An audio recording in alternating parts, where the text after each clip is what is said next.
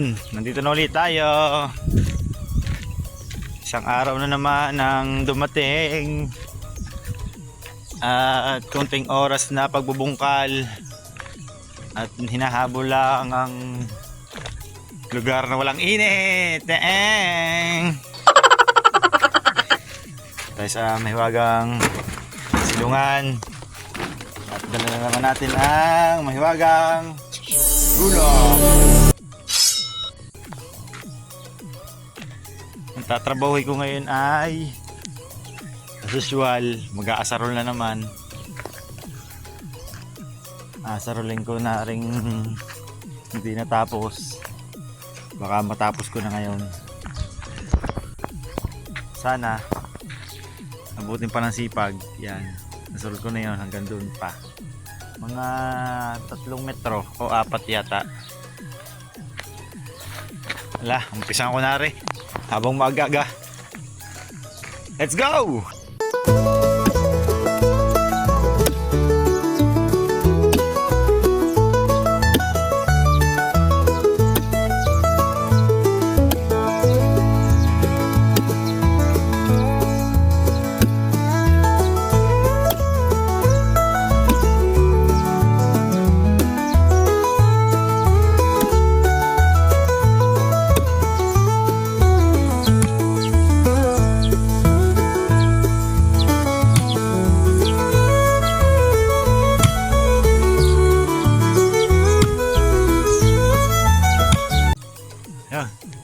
Tapos din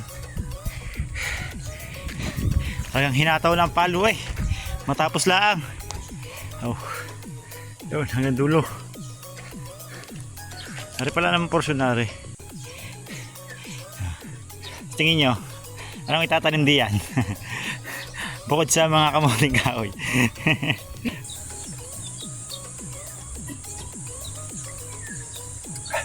Papahipahinga na lang at may uwi na. Papatagalan ng pawis. Mainit na rin naman. Aring saging na rin. 2, 4, 6. Kakatanim ko lang. Mga suhi yan. Sana mabuhay. Yan, mga lantanay sana mabuhay. Mabuhay nga kaya. Kahit taring isang kakapirot na rin, tinanim ko na saging na saba. Hi guys,